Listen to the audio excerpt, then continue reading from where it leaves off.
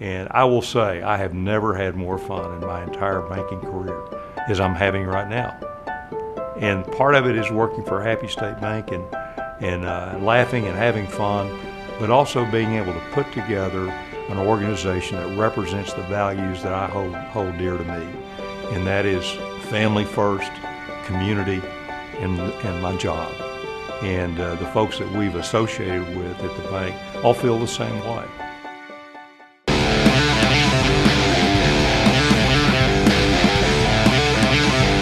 Welcome in, everyone, to LoneStarVarsity.com. This is the Happy State Bank Football Fever. I'm Zach Long, and as always, this is George Watson as we take an inside look at high school football on the South Plains. And George, as we turn our attention to this time of year and we look inside LISD, my goodness, the improvements offensively for the Coronado Mustangs, amazing.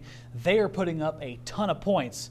Problem being, they are giving up a ton of points. Yeah, they're giving up 2 tons of points. You think Kent Jackson's running around Coronado screaming "My kingdom" for a defense right now? Because if he had a defense, they would actually probably be in the playoff chase right now. Because the offense, like you said, has been outstanding ever since they moved Christian Hayes to quarterback. You know, that offense has found a second gear that is just unbelievable. And the good thing is, we get to look forward to that kid for 3 more years.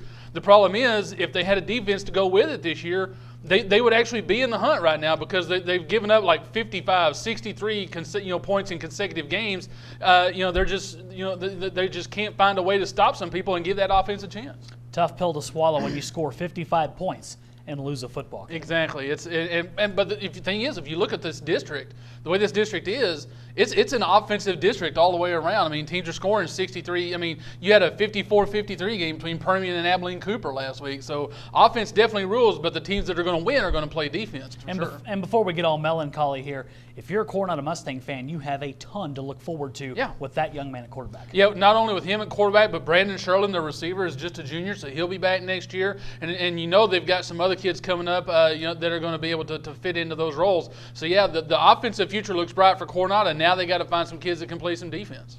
Onward and upward now to our Happy State Bank Players of the Week. George, let's start with the female side, and I'm happy to see a cross-country athlete because this week we've got the Region 1 meet out at May Simmons Park in Lubbock, so this is a good parlay with this young woman from Monterey. Yeah, good job by Sabrina De Santiago, the runner from Monterey. Finished first at the District 4-4A meet this last week by about a full 14-15 seconds ahead of the second-place finisher from Lubbock High. Ran a real good race, really went out and set the tone of the race early, kept everybody out in front, but didn't get out there too far where she didn't have a finishing kick. In about the last half mile to quarter mile, she really kicked it in and pulled away and won pretty good with ease. As for our male athlete of the week, a big-time performance to help the Lubbock High Westerner football team get a much-needed win last week. Yeah, a big-time performance by Corey Skuvenick, the quarterback there at Lubbock High. 368 yards, 3 touchdowns, ran for 3 scores, including the one that won the game with 18 seconds left on a quarterback draw. Talk about a gutsy call there. But really, this has kind of been building for 2 weeks. Here's a kid that's been out with a separated shoulder and really couldn't throw the ball going into district, but they were down to having no quarterbacks.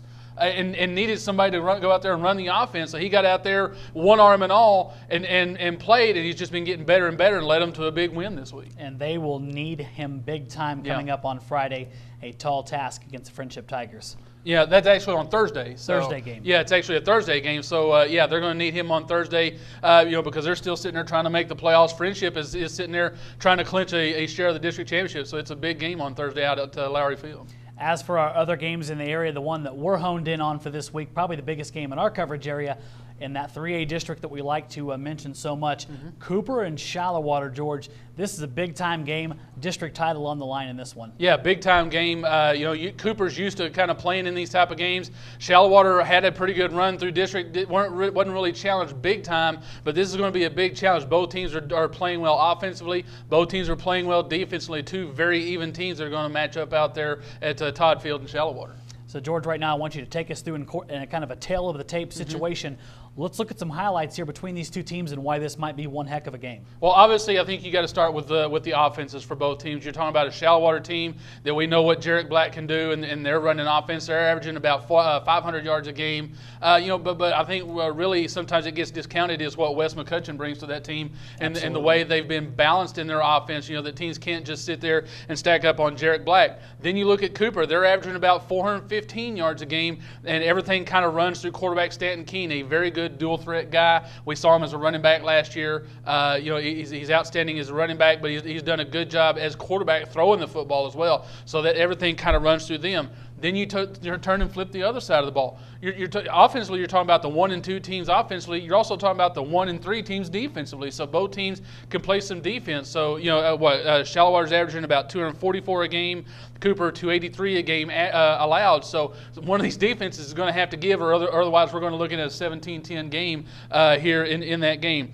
Third, like I said, I thought Cooper's offense, is a little bit more balanced with Keene and Dakota Grubin at running back. I think just a little bit more balanced than maybe Shallow-Water's is.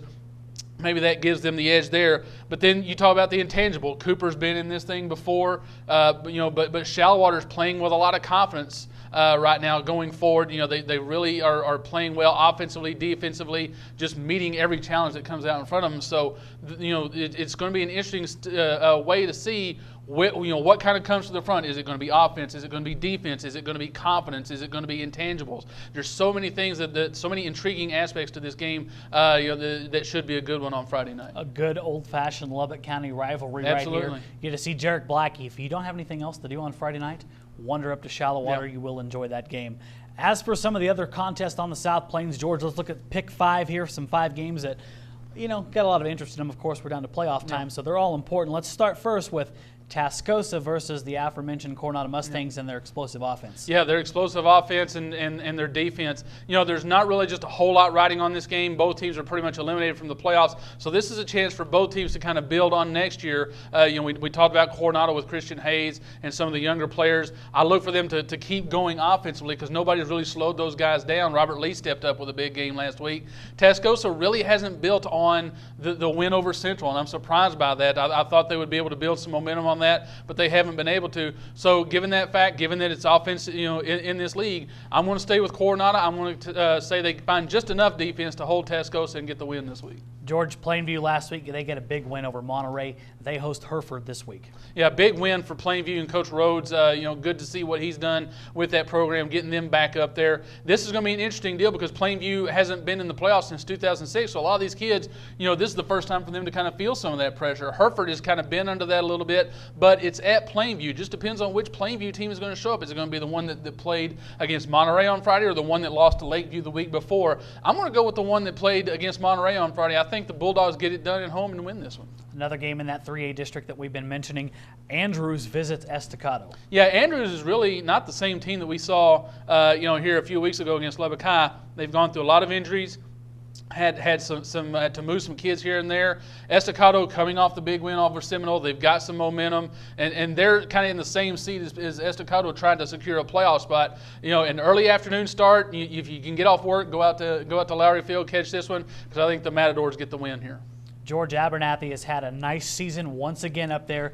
They go to Roosevelt. Yeah, it's an interesting deal because with Abernathy, you want to see, are they looking ahead to post next week because they're both sitting there at 3-0 in district. That showdown is coming for the district next week. Roosevelt is sitting there hanging by a thread. They're down to their last threads right now as far as the playoff team, and I know Coach Pointer's going to have those guys ready. I just don't know if they're going to have enough for an Abernathy team that plays outstanding defense. I'm going to go with the Antelopes on the road. Last game here in our pick 5 might be the best one of the lot. George, how about Crosbyton and Rawls? Yeah, the battle of Crosby County out there between Crosbyton and Rawls. It's funny, I talked to Tim James yesterday. He said Crosbyton actually did them a favor by beating the Seagraves, kind of threw that district into a little bit of a loop. Now Crosbyton is sitting up there alone in district. Rawls is coming in. This is always a battle. It's two teams, I think maybe two of the most even teams on the South Plains this week between the Chiefs and the Jackrabbits. Normally I would go with the home team in that one, but I think Crosbyton's running game is probably just a little bit stronger. I'm going to go with the Chiefs on the road.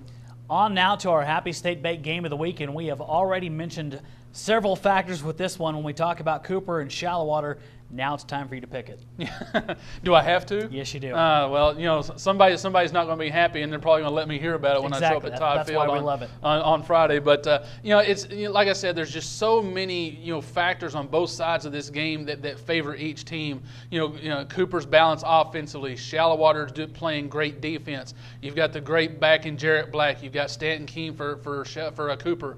Just so many things that make this so hard to pick. And neither team is really coming in with any momentum. I mean, Shallowater beat Andrews, but only 35-6, and had to struggle to get there. Cooper struggled with a good level land team, so maybe that gives them a little bit of an edge, having been tested a little bit more than Shallowater going in.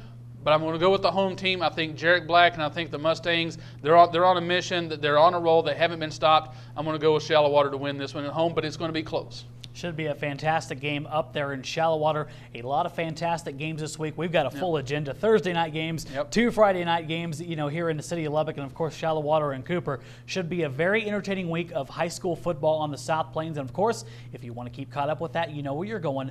LoneStarVarsity.com and LubbockOnline.com for full coverage of high school football on the South Plains. But for now, that's going to wrap up this episode of the Happy State Bank Football Fever. I'm Zach Long. That is George Watson. We'll see you out there Friday.